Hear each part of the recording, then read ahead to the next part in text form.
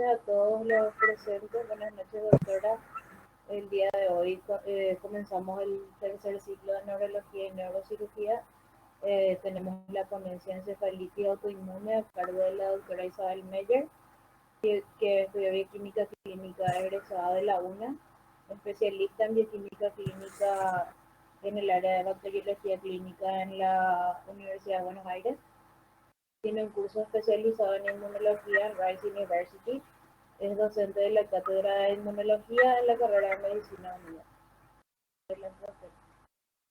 Bueno, muchas gracias, Alejandra. Bienvenidos a todos y muchísimas gracias por la invitación a los organizadores de la SOCEM Unida. ¿Sí? El tema de esta conferencia es la implicancia del sistema inmunitario en la encefalitis autoinmune. ¿Ustedes me escuchan bien? Sí, doctora, se escucha bien. Bueno.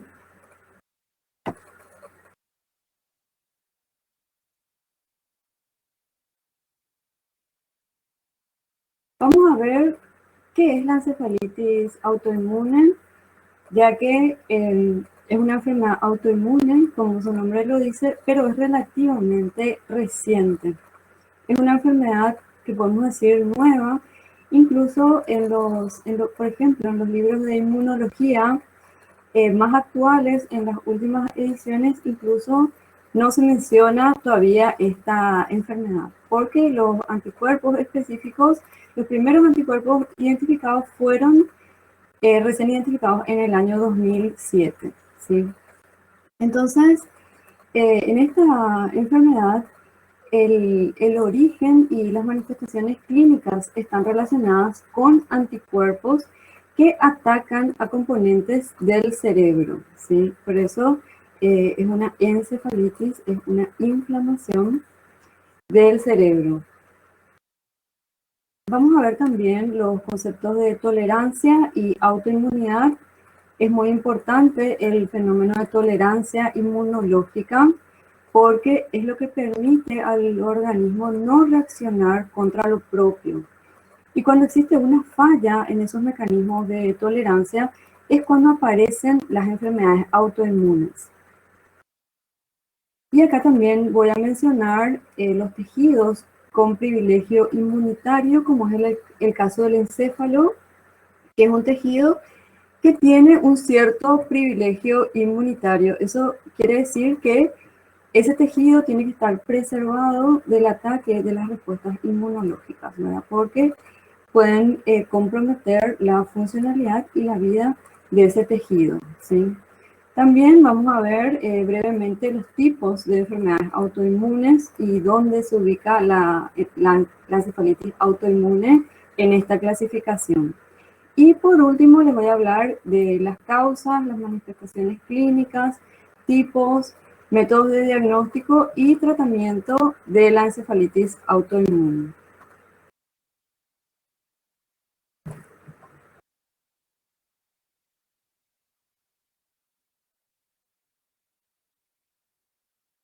Bueno, empezamos entonces con el concepto de encefalitis autoinmune. ¿Qué es la encefalitis autoinmune? Una encefalitis corresponde a una inflamación del parénquima cerebral que está asociada a una disfunción neurológica, ¿verdad? Como consecuencia de esa inflamación, entonces hay una disfunción neurológica y se presentan síntomas neuropsiquiátricos.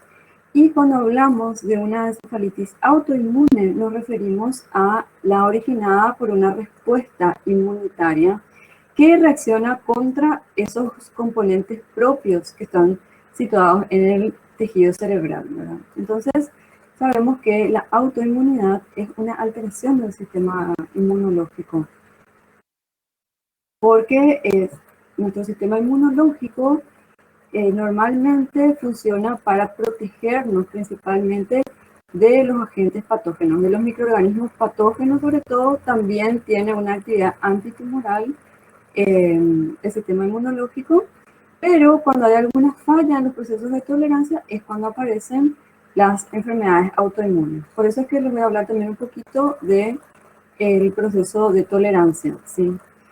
¿Y qué pasa en estas enfermedades autoinmunes? Cuando hay una respuesta inmunitaria, se produce una inflamación, ¿verdad?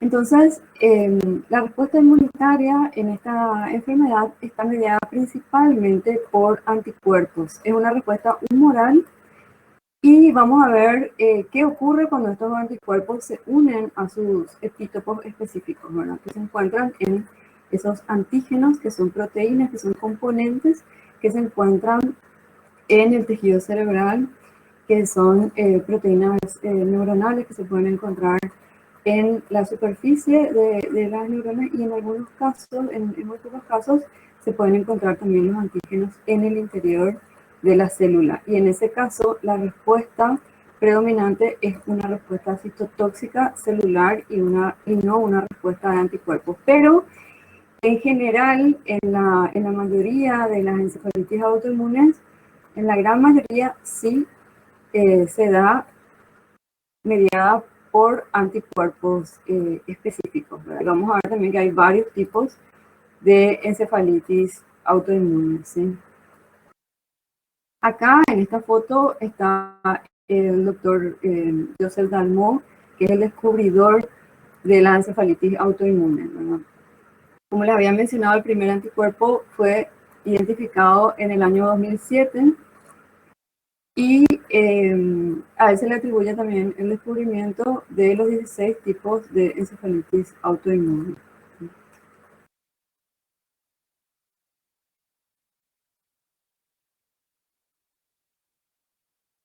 Los anticuerpos producidos pueden estar dirigidos contra proteínas de la superficie neuronal, contra receptores o canales iónicos. Y están descritos 16 tipos de encefalitis autoinmunes según el antígeno que reconocen los anticuerpos. Y cada uno, o sea que cada uno de los tipos de encefalitis autoinmunes tiene ciertas características propias, pero en general las manifestaciones clínicas se parecen bastante, ¿verdad? Pero la principal diferencia es la molécula blanco o el antígeno sobre el cual actúan los anticuerpos específicos, ¿verdad? Y tienen también algunas otras pequeñas diferencias, ¿verdad? Actualmente la encefalitis autoinmune es la tercera causa más frecuente de encefalitis, ¿verdad? Las infecciones virales siguen siendo la primera causa. Los principales desencadenantes de encefalitis autoinmune son las encefalitis víricas por el virus del herpes y ciertos tumores. Es decir, que a partir de una infección vírica por el virus del herpes, ¿verdad? Posteriormente se puede desarrollar una encefalitis autoinmune. Y están descritas estas como los principales desencadenantes o causas de la encefalitis autoinmune. Y hay una fuerte asociación también con determinados tumores, ¿verdad? Que vamos a ver también enseguida, que pueden ser tumores benignos, como en el caso del teratoma ovárico, en ciertos tipos de encefalitis autoinmune, o pueden ser otro tipo de cánceres, como ciertos tipos de cáncer de pulmón o linfoma de Hodgkin. Y no se conocen, digamos, todas las causas, no se conoce del todo cuáles son las causas, porque también existe un porcentaje de pacientes con causas desconocidas, digamos, ¿sí? Que no tuvieron una infección viral previa ni tampoco se descubrió la presencia de tumores, ¿verdad? Las encefalitis autoinmunes pueden aparecer en cualquier edad, pero la forma más frecuente es la encefalitis contra el receptor NMDA, que es el N-metil de aspartato, es un receptor de glutamato, y este tipo de encefalitis, que es la encefalitis contra el receptor de NMDA, o se llama NMDAR por receptor, ¿verdad? Es el más frecuente de los tipos de encefalitis autoinmunes y también es más frecuente en las mujeres jóvenes menores de 45 años, ¿verdad? Y también se cree que hay un factor hormonal que contribuye a la enfermedad por los estrógenos, ¿verdad? Y suele ser también frecuente, por ejemplo, en los primeros casos descritos de este tipo de encefalitis autoinmune. Los primeros casos fueron descritos en mujeres, ¿verdad? Jóvenes, menores de 45 años, y unos meses después de haber tenido un bebé, ¿verdad? Después del parto, de 3 o 6 meses después del parto. Entonces, también digamos que hay un factor hormonal que contribuye y que hace que las mujeres tengan en general más predisposición o que la frecuencia de enfermedades autoinmunes sea más frecuente en las mujeres que en los varones, ¿verdad? Y también, como les había dicho, por ejemplo, en este caso de la encefalitis contra el receptor de NMDA, un gran porcentaje, en realidad la mitad, el 50% de las mujeres presentaba un teratoma ovárico, ¿verdad? De las mujeres que tuvieron esta encefalitis autoinmune, ¿sí? Es una enfermedad que se presenta de una forma subaguda, ¿verdad? Que los síntomas aparecen entre días a semanas, ¿verdad? O sea que hay una sucesión de síntomas que vamos a ver enseguida que van apareciendo y que pueden variar un poquitito según la edad del paciente, o pueden variar un poquitito según el tipo de encefalitis autoinmune, ¿sí? Como les había mencionado, es una enfermedad relativamente nueva y que sigue en estudio porque se siguen descubriendo anticuerpos específicos contra componentes propios que desencadenan esta patología. Y en algunos casos incluso hay encefalitis autoinmunes que pueden cursar con diferentes tipos de anticuerpos contra diferentes antígenos, ¿sí? Y los métodos de diagnóstico también, digamos que siguen siendo un poco limitados. Por ejemplo, en nuestro país no disponemos de análisis para la detección de todos los anticuerpos posibles, ¿verdad? Por ejemplo, en el caso de la encefalitis autoinmune más frecuente, que es la del receptor de NMDA, sí, se hace en nuestro país, ¿verdad? La detección del anticuerpo, que se puede hacer en muestras de líquido cefalorraquídeo o en muestras de sangre. Pero en otro grupo de encefalitis autoinmunes que se llaman encefalitis límbicas, los anticuerpos están dirigidos contra otros antígenos diferentes, entonces es más limitada la disponibilidad de esos métodos de diagnóstico, pero es una cuestión de tiempo nada más, ¿verdad? Y por supuesto que es una enfermedad que es considerada una enfermedad sumamente rara, ¿verdad? Y recién en los últimos 10 años se detectaron esos 16 tipos de encefalitis autoinmune, ¿sí? Entre el año 2006 y el 2015 se tuvo una incidencia aproximada de 1,2 personas por cada 100.000, y actualmente se estima que padecen esta enfermedad aproximadamente 3 pacientes por cada 100.000, ¿sí? Anteriormente, antes del descubrimiento de esos anticuerpos específicos, la encefalitis autoinmune no era bien diagnosticada y los pacientes podían quedar con secuelas, porque recuerden que los síntomas están relacionados con alteraciones psiquiátricas, alteraciones de la conducta. Entonces se confundían con otras patologías psiquiátricas, y se cree que alrededor del 90% de los pacientes que tuvieron encefalitis autoinmune antes del 2009 fueron diagnosticados incorrectamente, ¿verdad? Con algún trastorno psiquiátrico, como por ejemplo esquizofrenia, bipolaridad o trastorno obsesivo compulsivo o depresión, ¿sí? Pero gracias a la detección de esos anticuerpos específicos, Estas enfermedades pueden ser diagnosticadas de una manera precoz hoy en día, ¿verdad? Como les había mencionado, en muestras de líquido cefalorraquídeo o en muestras de sangre, y eso permite también iniciar un tratamiento con inmunoterapia, ¿sí? Y el tratamiento rápido lleva a una mejoría en la evolución neurológica, ¿verdad? Aunque pueda haber recidiva. Pero en general, en líneas generales, esta encefalitis autoinmune no es una condición tan grave como, por ejemplo, si comparamos con un, un proceso infeccioso bacteriano, ¿verdad? Con una meningitis bacteriana, por ejemplo, ¿verdad? En este caso, un gran porcentaje de los pacientes pueden recuperarse. Ahora voy a hablar de tolerancia y autoinmunidad, pero antes de hablar de tolerancia, es importante recordar que la especificidad del sistema inmune adaptativo, es decir, esas regiones variables, que son las regiones específicas, ¿verdad?, de los anticuerpos y también de los receptores de los linfocitos T, los TCR, esas regiones variables y específicas que sabemos que son los sitios de unión a los antígenos específicos, entonces esa especificidad y esa variabilidad está determinada por un proceso de recombinación genética aleatoria.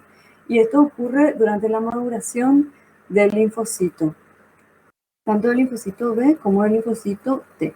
Sabemos que el linfocito B madura, se origina y madura en la médula ósea, y el linfocito T se origina en la médula ósea y madura en el timo, ¿verdad?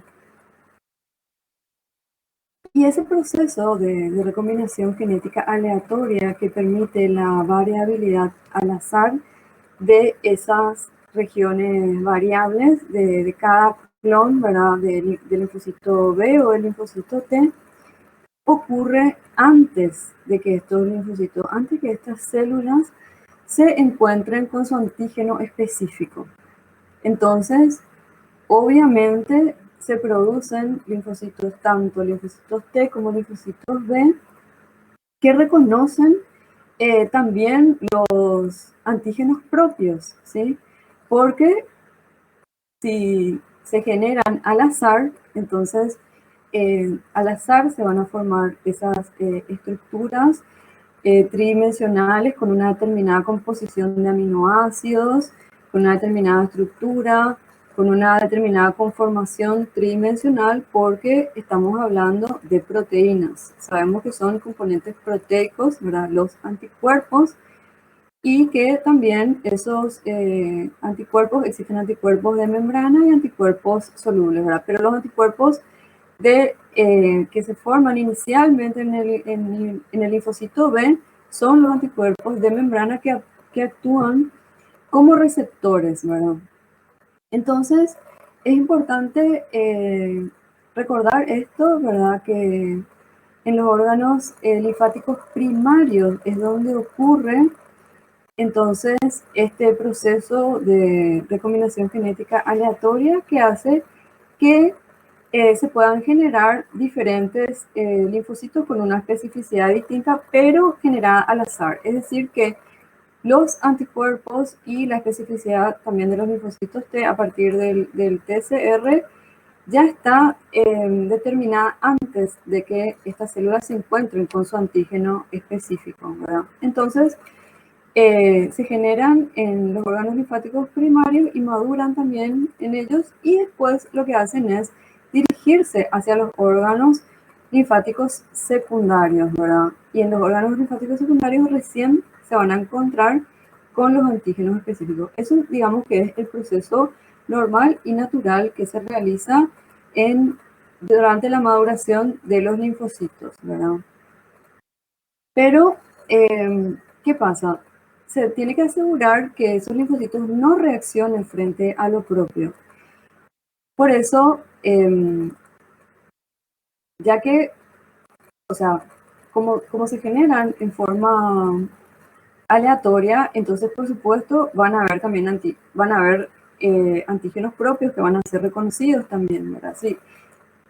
Si aparecen antígenos que tengan una estructura complementaria a esos sitios de unión, entonces van a poder ser reconocidos también por nuestro sistema inmunológico, pero nosotros no queremos que nuestro sistema inmunológico reaccione contra lo propio, ¿verdad? Contra las moléculas propias, porque se va a desencadenar toda una respuesta inmunológica, incluida una reacción inflamatoria y una respuesta de destrucción, ¿verdad?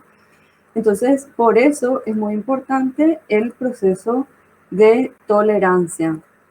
Y esto ocurre seleccionando las células, los linfocitos que tienen una alta afinidad por los componentes propios, ¿verdad? Esos componentes propios se encuentran inicialmente en los órganos linfáticos primarios y en los órganos linfáticos primarios se da el proceso de tolerancia central, ¿verdad? Y en los órganos linfáticos secundarios se da lo que se llama tolerancia periférica. Entonces, en el proceso de tolerancia, cuando el linfocito está madurando, ¿verdad? Tiene receptores con alta afinidad por moléculas propias, esos linfocitos tienen que ser destruidos o tienen que ser modificados para evitar que produzcan un daño frente a los tejidos propios. Cuando hay una alteración en esos procesos de tolerancia es cuando aparecen las enfermedades autoinmunes, ¿verdad? Y que pueden tener diferentes causas, ¿verdad? Pueden tener una causa también infecciosa en algunos casos, se da una reacción cruzada con antígenos que son muy parecidos a determinados antígenos propios y son antígenos que están, por ejemplo, en determinados microorganismos infecciosos y después de una infección bacteriana, por ejemplo, una faringitis por Streptococcus pyogenes, se puede desencadenar enfermedades autoinmunes que son complicaciones de esa infección que se llaman, en este caso particular, complicaciones post-estreptocócicas, ¿verdad? La fiebre reumática y la glomerulonefritis aguda, por ejemplo, ¿sí? Y entonces, por ese motivo es que, o sea, de esa manera se seleccionan las células que tienen una alta afinidad por el propio y esas son las que tienen que ser eliminadas o modificadas. También se pueden diferenciar, en el caso de los linfocitos T, a linfocitos T reguladores que inhiben las respuestas inmunitarias también. Entonces podemos decir que la tolerancia es la falta de respuesta del sistema inmunitario adaptativo frente a los antígenos como el resultado de una inactivación o la muerte de los linfocitos específicos frente a ese antígeno, ¿sí? Y esto es un proceso natural y es muy importante que realiza el sistema inmune. Los antígenos que inducen la tolerancia son, por supuesto, principalmente los antígenos propios, pero también antígenos que están en contacto muy estrecho y con mucha frecuencia con nuestro organismo, como por ejemplo antígenos presentes en la microbiota habitual o en los alimentos, ¿sí? Y la tolerancia central se da en los órganos linfáticos primarios y la tolerancia periférica se da en los órganos linfáticos secundarios. O sea que es como un segundo control la tolerancia periférica, ¿verdad? Por otro lado, en el contexto de la encefalitis autoinmune, que es nuestro tema, es importante recordar que en el encéfalo, que el encéfalo es uno de los tejidos con privilegio inmunitario, junto con otros, como por ejemplo el ojo, la placenta, el feto y los testículos, por ejemplo. ¿Y qué pasa en estos tejidos? Se tienen que preservar estos tejidos de una respuesta inmunológica porque puede estar asociada también una inflamación que podría provocar una disfunción incluso mortal del órgano o un fracaso funcional. Entonces, en el caso del encéfalo, tiene algunos componentes del sistema inmune, pero también se considera que es uno de los tejidos con privilegio inmunológico, se le llama privilegio inmunológico a esos tejidos que tienen que ser preservados justamente para que el sistema inmunológico no los ataque, ¿verdad? Entonces, estos tejidos evolucionaron para protegerse en cierto grado de las respuestas inmunitarias. Y los antígenos extraños que producen una respuesta inmune en la mayoría de los tejidos suelen ser tolerados en estos tejidos con privilegio inmunológico. La inflamación en el encéfalo puede provocar un trastorno funcional y la muerte de las neuronas con consecuencias que pueden ser desastrosas, ¿verdad? Y hay ciertas características en el encéfalo, como por ejemplo hay una escasez de células dendríticas y también la presencia de uniones herméticas entre las células endoteliales microvasculares que forman la barrera hematoencefálica, que dificulta la llegada de células inmunitarias y de mediadores inflamatorios al encéfalo.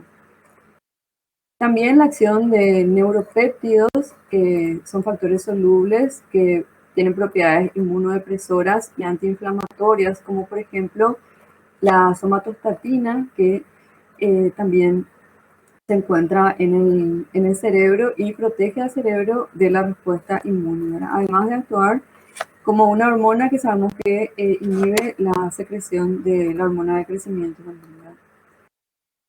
También el encéfalo es rico en macrófagos residentes que se llaman microglia, pero tienen un umbral de activación más alto que los macrófagos presentes en otros tejidos, ¿verdad?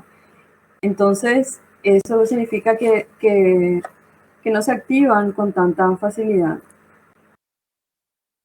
Y bueno, existen pruebas que indican que el sistema nervioso central tiene una vigilancia inmunitaria contra microorganismos, ¿verdad? Pero moderada en relación a otros tejidos. Entonces podemos decir que el encéfalo no es un lugar con privilegio inmunitario absoluto, ¿verdad? Por ejemplo, la frecuencia de algunas infecciones oportunistas dentro del encéfalo aumentan en pacientes que están inmunodeprimidos, ¿verdad? Y eso, si no tuviera, digamos, ningún componente inmunológico, entonces eso no debería ocurrir en pacientes inmunodeprimidos, ¿verdad?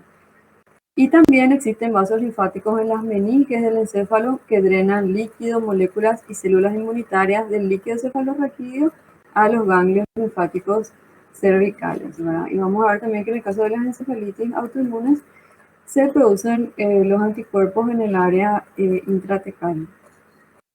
Y con relación a la autoinmunidad, hablamos de una enfermedad autoinmune cuando hay un fracaso o una falla en los procesos de tolerancia del sistema inmunológico, ¿verdad? Tolerancia de los linfocitos, tanto linfocitos T como B, y tanto tolerancia central como periférica, ¿verdad? La autoinmunidad, las enfermedades autoinmunes, a pesar de que están en aumento, siguen siendo enfermedades raras, ¿verdad? Y las causas no están del todo definidas, pero se sabe que sí, ciertas infecciones, tumores o factores genéticos pueden ser desencadenantes de estas enfermedades, ¿verdad?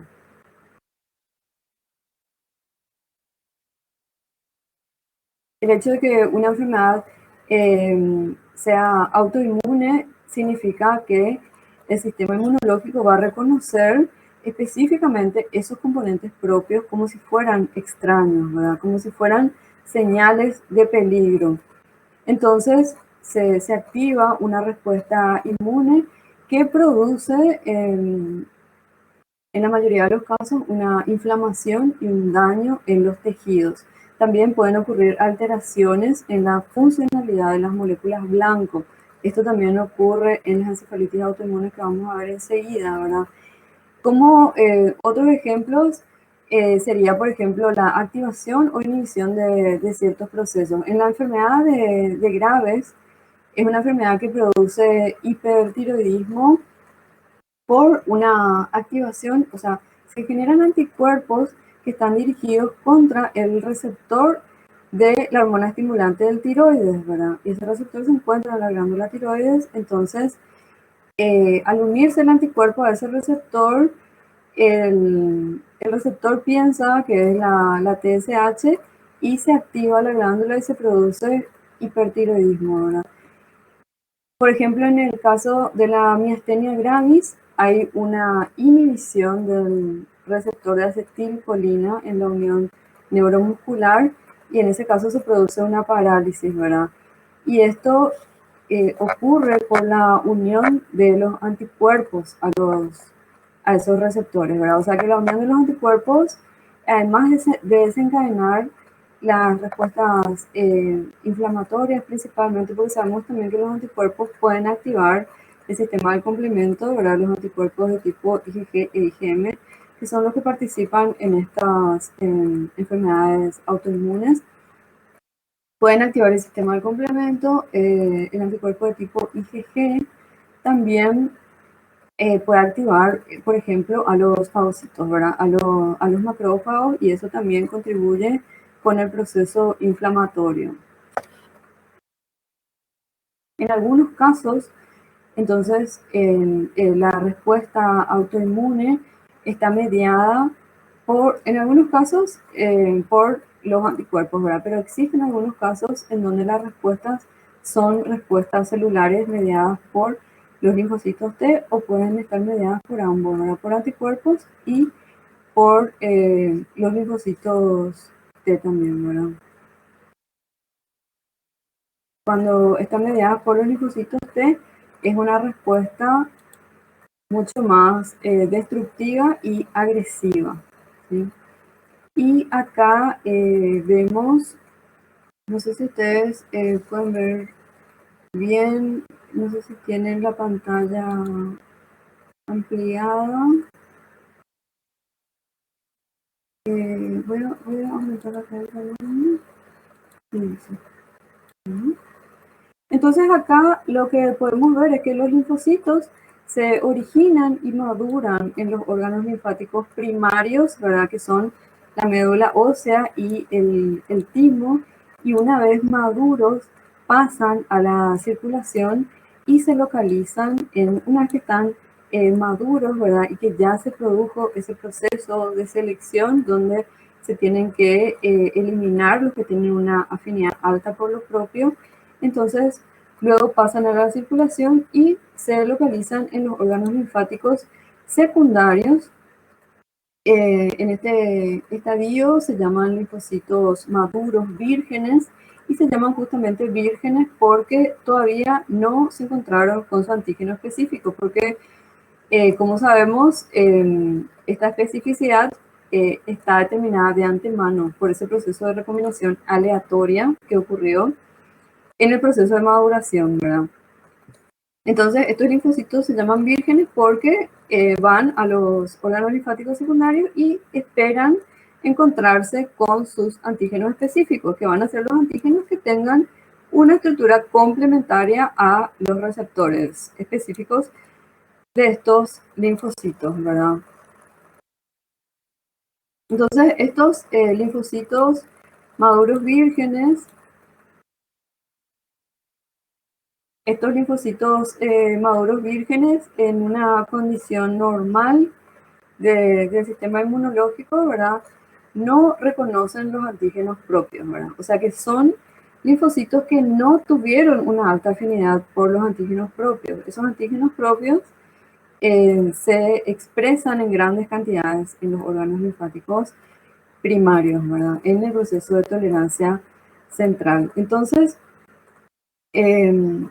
el proceso se llama selección negativa porque se destruyen los linfocitos que tienen alta afinidad por lo propio. Y la selección positiva significa que no se eliminan los linfocitos que no tienen una alta afinidad por lo propio, pero pueden tener una baja afinidad por lo propio, ¿no? Si tienen una baja afinidad por lo propio, sí, persisten esos linfocitos, ¿verdad? Que a eso se le llama selección positiva, ¿verdad?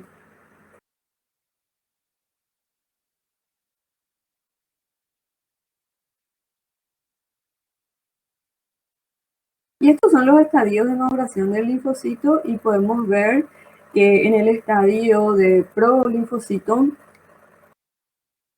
ya se produce el reordenamiento del gen del receptor para el antígeno, ¿verdad? Esto ocurre tanto en los linfocitos B como en los linfocitos T, ¿verdad? Que por supuesto que son distintos sus receptores, pero como les había mencionado, es un mecanismo parecido el de la recombinación aleatoria de esas regiones variables, tanto de los anticuerpos, las inmunoglobulinas, como de los TCR, ¿verdad? Y vemos también que en la etapa de reordenamiento del gen o recombinación aleatoria no hay dependencia del antígeno, ¿verdad? O sea, es independiente la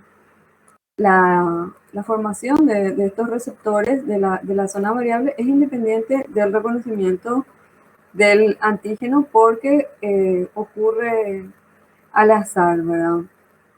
Pero luego sí hay un proceso de selección de repertorio, ¿verdad? Donde se deben eliminar los linfocitos autorreactivos que reaccionan con los antígenos propios que están presentes en los órganos linfáticos primarios, ¿verdad?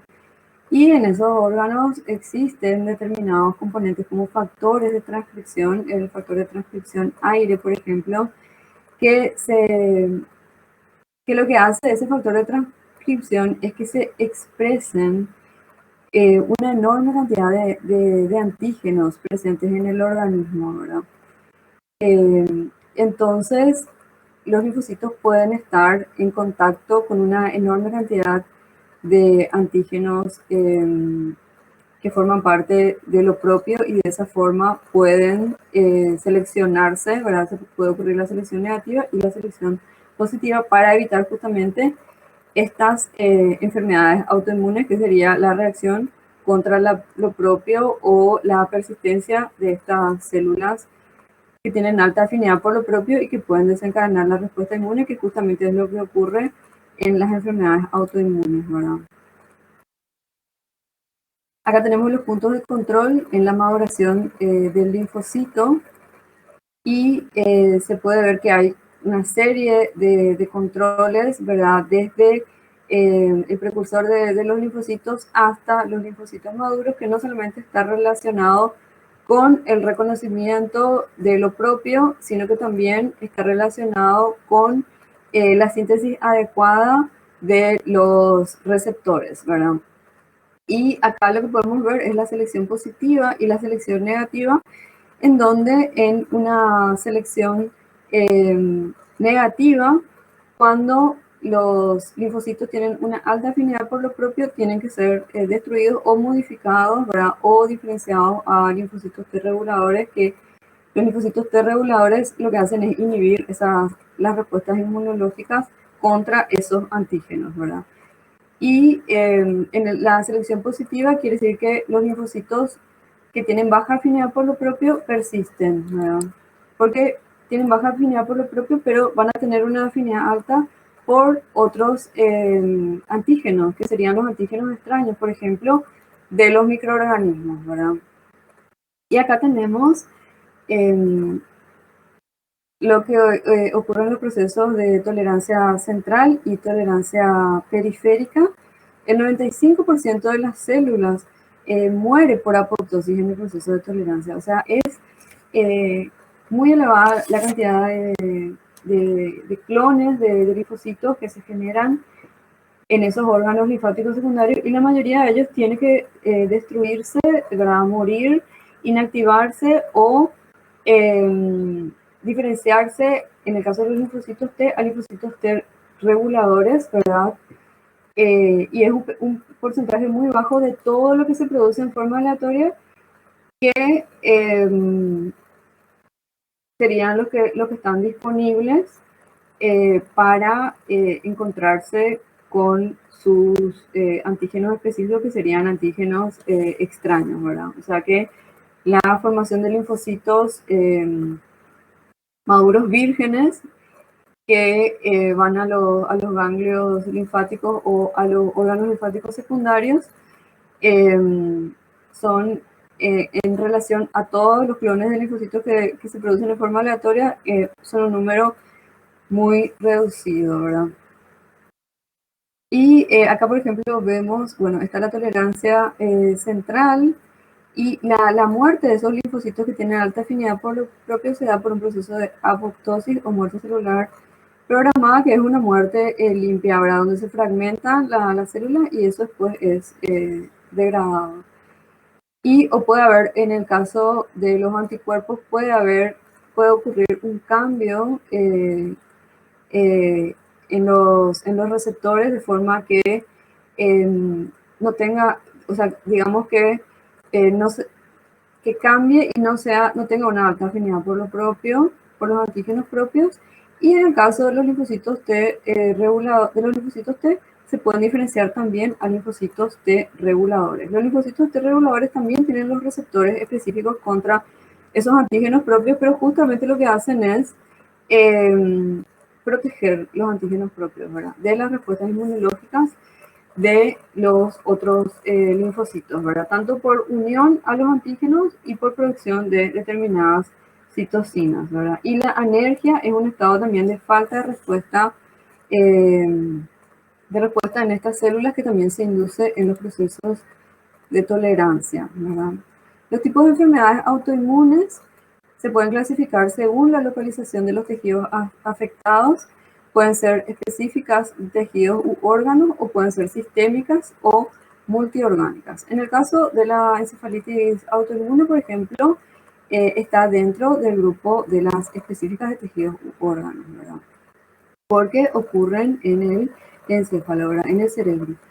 Y existen otras que son sistémicas o multiorgánicas, ¿verdad? Como hay muchas conocidas, como el lupus eritematoso sistémico, la esclerosis múltiple o la artritis reumatoide, son ejemplos de enfermedades sistémicas. Y según el tipo de células o moléculas que participan en la respuesta inmune, también pueden ser mediadas por anticuerpos, mediadas por formación de complejos inmunes o mediadas por células T. Y en el caso de la encefalitis autoinmune, la gran mayoría están mediadas por los anticuerpos específicos. Y solamente una pequeña cantidad también se describió que está mediada por células T y se produce citotoxicidad y destrucción del tejido cuando los antígenos se encuentran son intracelulares, ¿verdad? Entonces acá tenemos las principales enfermedades autoinmunes específicas de un órgano y donde tenemos también la encefalitis autoinmune, que como sabemos es una enfermedad relativamente reciente. Y acá tenemos los otros ejemplos con los autoantígenos y el efecto inmune, ¿verdad? Acá hay otras enfermedades autoinmunes que son las enfermedades autoinmunes sistémicas.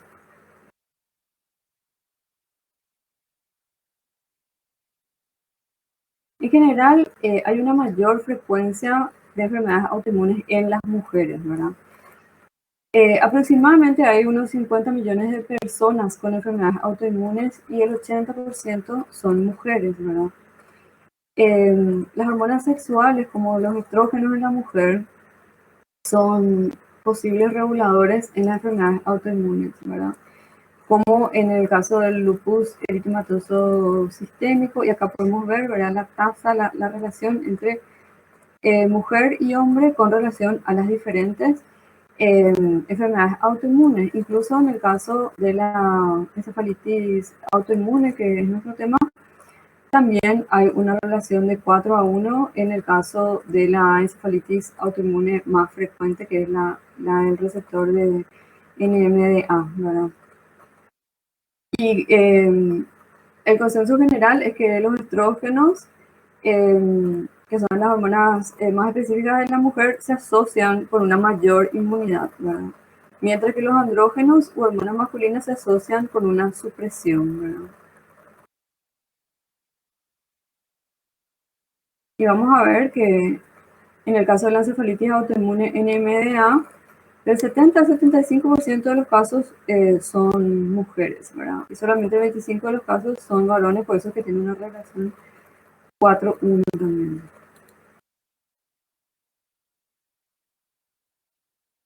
Las causas y desencadenantes de la encefalitis autoinmune. No se conoce del todo cuáles son todas las causas, ¿verdad? Porque existe también un porcentaje de pacientes con causas desconocidas, pero los principales desencadenantes que están descritos son la encefalitis herpética previa y ciertos tumores, como los teratomas, que los teratomas, ustedes seguramente saben, que son tumores benignos que están localizados en el ovario y tienen diferentes tejidos, ¿verdad? Tienen diferentes tejidos, pueden tener dientes, huesos, pelos, ¿verdad? Uñas.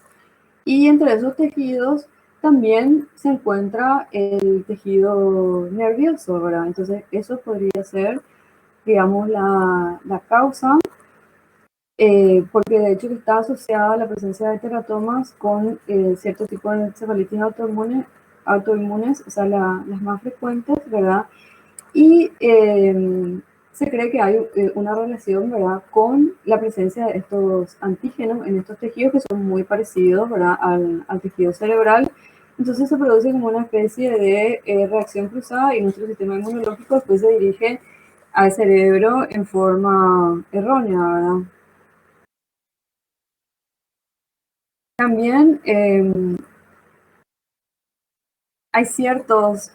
hay una asociación con ciertos cánceres, como el cáncer de pulmón, de mama o el linfoma de Hodgkin, que están relacionados también con ciertos tipos de encefalitis autoinmune, pero no esta encefalitis más frecuente, la NMDA, sino que otras que se llaman encefalitis límbicas, en las que se producen anticuerpos contra otros antígenos, ¿verdad?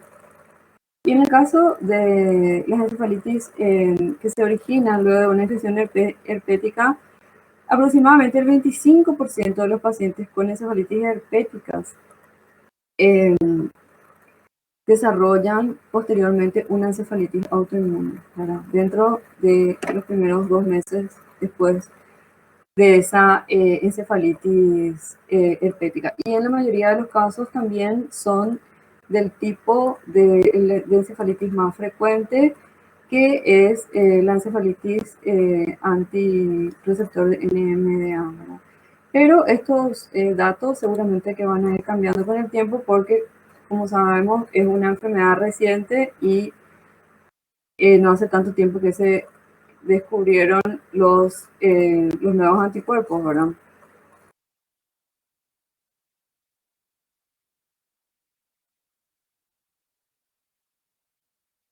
Acá lo que vemos son los principales mecanismos de acción en las encefalitis contra los antígenos de la superficie neuronal, ¿verdad? Que son antígenos proteicos, ¿verdad? Entonces, acá lo que podemos ver son los dos principales desencadenantes de la encefalitis autoinmune, que son la encefalitis herpética, ¿verdad?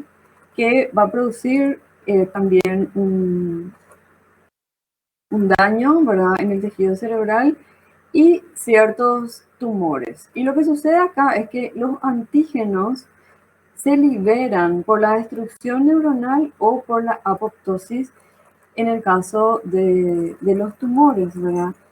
Y entonces se liberan y esos pueden ser reconocidos por las células dendríticas, ¿verdad? Y también, como les había mencionado en el caso de los teratomas, que al tener tejido nervioso ocurre, digamos, que como una especie de reacción cruzada, que el sistema inmunológico después ataca a los componentes neuronales del sistema nervioso, ¿verdad? Entonces estos antígenos liberados eh,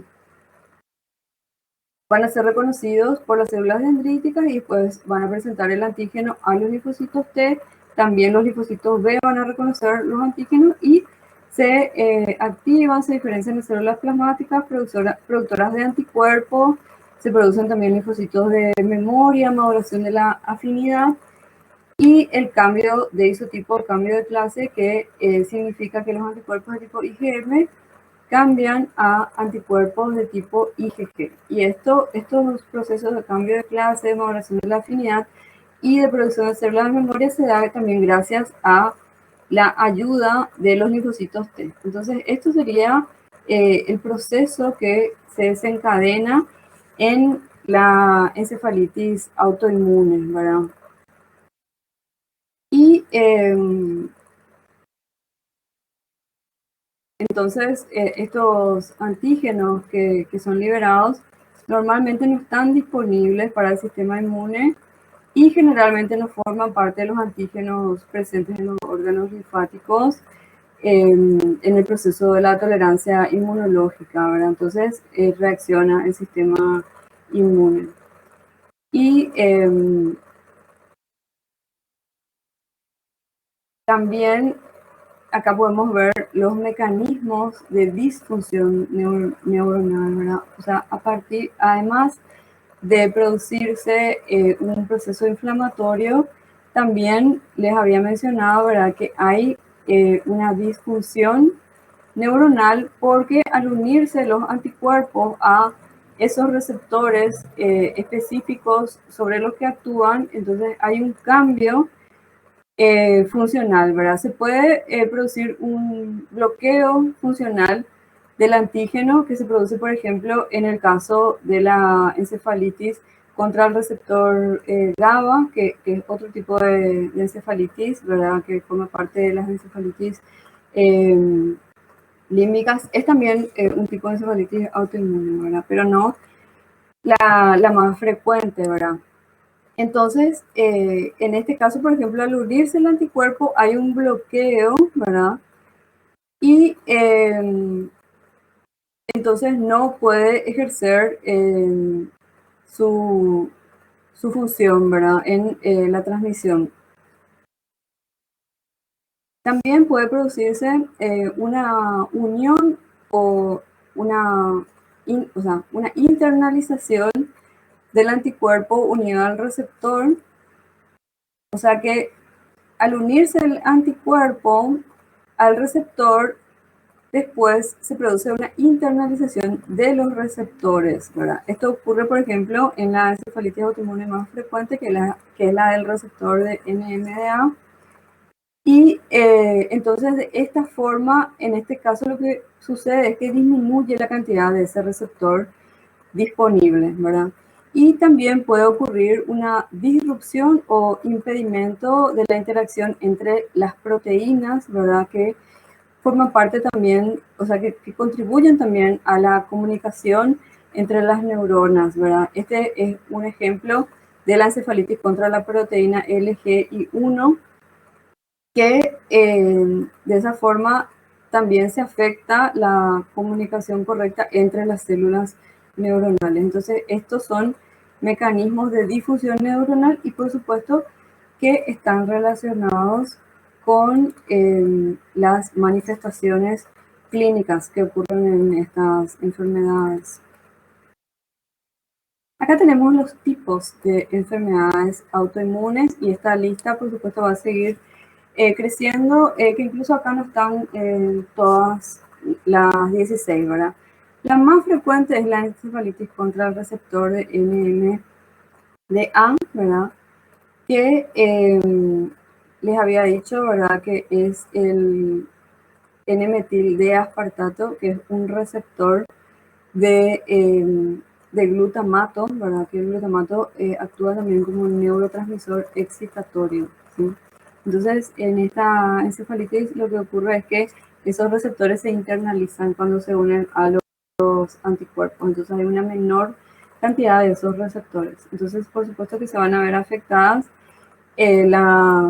las funciones, ¿verdad? Esta clasificación también está descrita por el doctor Dalmau, ¿verdad? Y les había comentado entonces que los antígenos pueden ser proteínas de superficie, de superficie de las neuronas pueden ser receptores o pueden ser canales iónicos, ¿verdad? Y acá tenemos lo que se conoce como encefalitis límbicas, ¿verdad? Pero en las encefalitis límbicas, los anticuerpos están dirigidos contra otro tipo de receptores, que no son el receptor de NMDA, ¿verdad? Entonces, acá, por ejemplo, tenemos el receptor de AMPA, que es el ácido alfa-amino 3-hidroxi 5-metil 4-isoxazol propiónico. Este ácido AMPA es un agonista del glutamato, ¿verdad? O sea que es un equivalente artificial del glutamato, que al final este receptor, ¿verdad? Que tiene un nombre tan complicado, es también un receptor para el glutamato, pero diferente a este otro, ¿verdad? Y este tipo de receptor es el receptor más abundante en el sistema nervioso, ¿verdad? Después tenemos el receptor de GABA, del ácido gamma aminobutírico, que es también un neurotransmisor, es el principal neurotransmisor inhibidor del sistema nervioso central, ¿verdad? Después tenemos anticuerpos escritos contra la proteína LGI1, que es el glioma inactivado 1 rico en leucina, y que es una proteína neuronal que actúa a nivel presináptico y postsináptico y forma un complejo proteico transináptico, ¿verdad? Y también se puede relacionar con casos de epilepsia.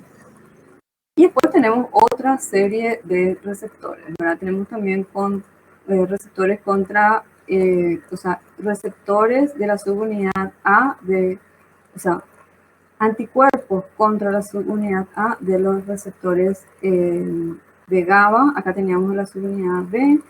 Después tenemos también otros tipos de receptores. Estos son receptores, estos son anticuerpos también contra el receptor de dopamina, contra una proteína PPX que también se encuentra en el tejido neuronal, que es una dipeptidilpeptidasa, y encefalitis contra neurexin 3-alfa. Entonces son, digamos que las principales diferencias se dan entre estas encefalitis límbicas, se dan por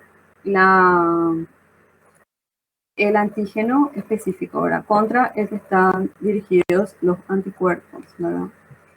Y la encefalitis contra el receptor NMDA tiene ciertas características particulares, ¿verdad? Fue la primera descrita. Y también este receptor, o sea, estos anticuerpos también pueden estar relacionados, o la presencia de estos anticuerpos puede estar relacionado también con determinadas enfermedades neurológicas. Y una característica muy importante de este tipo de encefalitis es que es frecuente, como les había mencionado, en mujeres jóvenes, ¿verdad? Menores de 45 años, y se manifiesta generalmente inicialmente como un cuadro psiquiátrico en mujeres adultas jóvenes. El 50% de las mujeres tienen un teratoma ovárico asociado, como les había dicho. Entonces es también importante que junto con el diagnóstico se pueda detectar la presencia o no de ese teratoma ovárico, y como un tratamiento inicial se tiene que extirpar, por supuesto, ese teratoma, o tratar en el caso de que tengan otro tipo de cánceres, ¿verdad?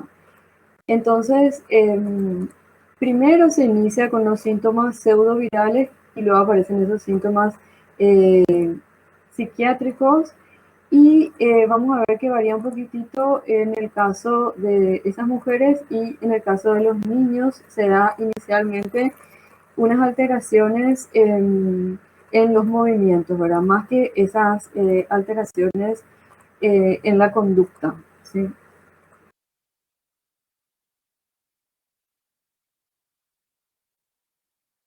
En esta tabla, que no sé si llegan a observar, eh, tenemos los principales tipos de encefalitis autoinmune, ¿verdad? Estos serían los anticuerpos específicos contra los antígenos, ¿verdad? Estos numeritos son la frecuencia de los casos donde podemos ver que la más frecuente es la NMDA, ¿verdad? Y después le sigue la encefalitis contra la proteína LGI1, ¿verdad? Podemos ver también la edad de los pacientes, ¿verdad? Que como les había mencionado en la NMDA es frecuente entonces es más frecuente en mujeres jóvenes, ¿verdad?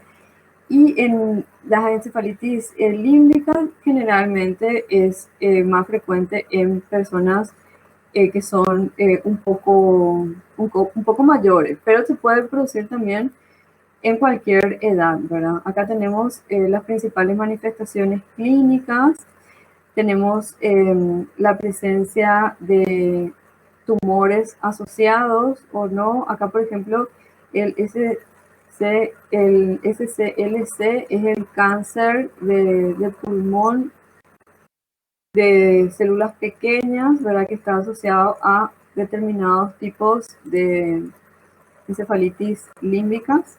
No sé qué le pasa a mi pantalla que se va poniendo negra. A ciertos tipos de encefalitis límbicas, ¿verdad? Y también se puede ver el tipo de anticuerpos, que son diferentes tipos de anticuerpos IgG, ¿verdad? Y se pueden observar también los síntomas que son bastante parecidos en general, ¿verdad?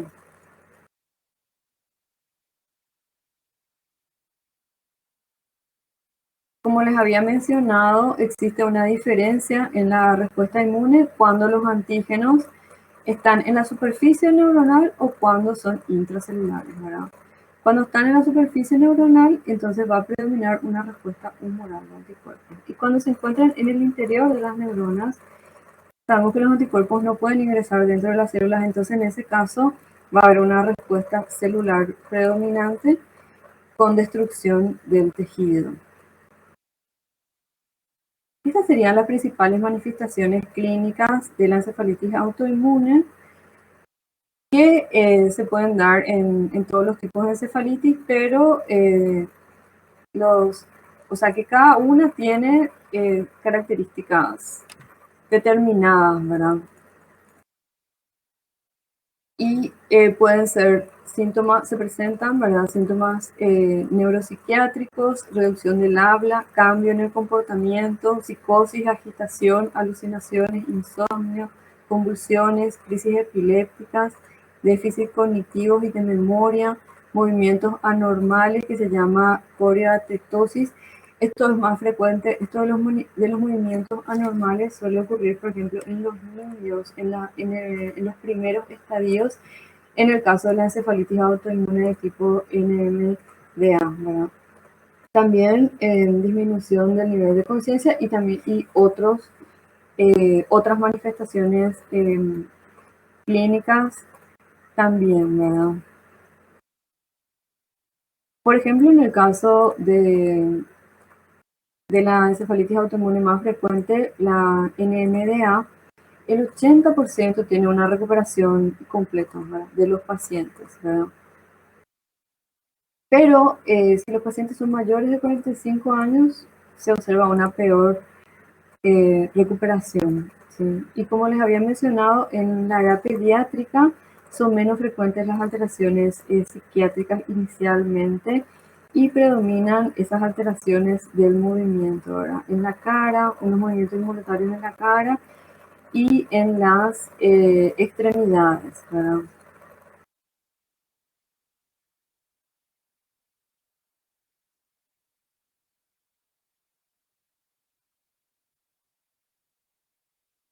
Con relación al diagnóstico, ¿verdad? Para el diagnóstico, por supuesto que se utilizan las manifestaciones clínicas, también la presencia de determinados tumores, estudios de resonancia magnética de la cabeza. La resonancia magnética es anormal en el 30% de los pacientes aproximadamente, o sea, no es tampoco un porcentaje muy elevado. Y pueden observarse diferentes alteraciones según el tipo de encefalitis autoinmune. La evaluación del líquido cefalorraquídeo se asemeja generalmente a una infección viral, ¿verdad?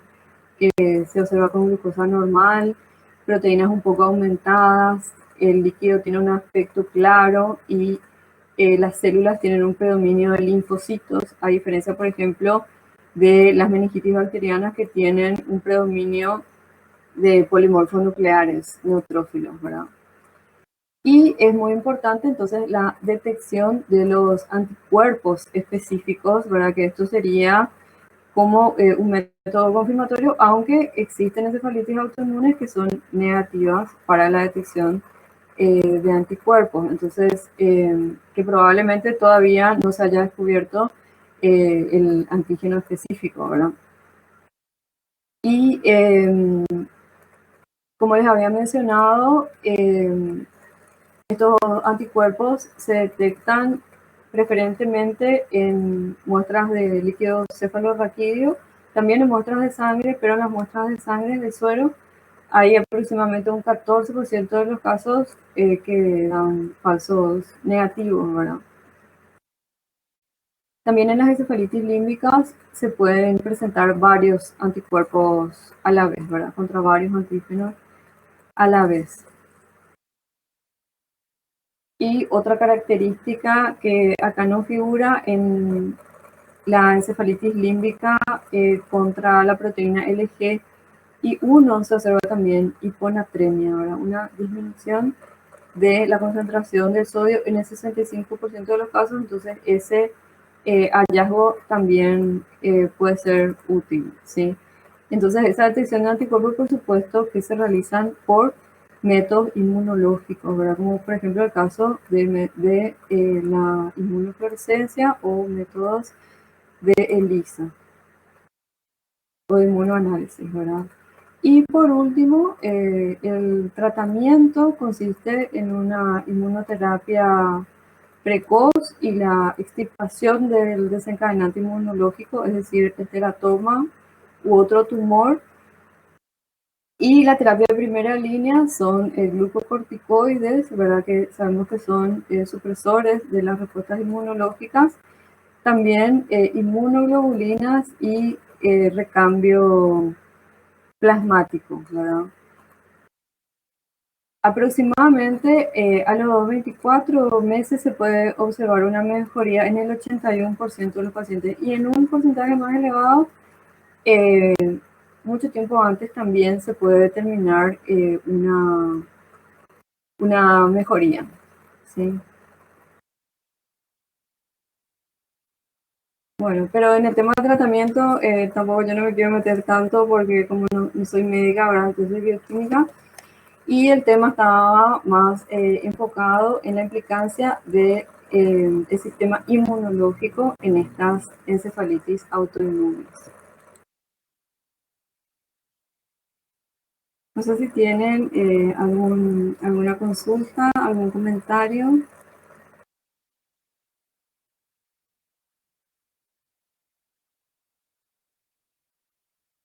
Muchísimas gracias a ustedes por la atención. Hay mucho todavía que aprender y que investigar sobre esta enfermedad, ¿verdad? La encefalitis autoinmune, que no es un tema tan sencillo, ¿verdad? Porque existen diferentes tipos, ¿verdad? Pero es un gran hallazgo, ¿verdad? El descubrimiento que hizo este doctor.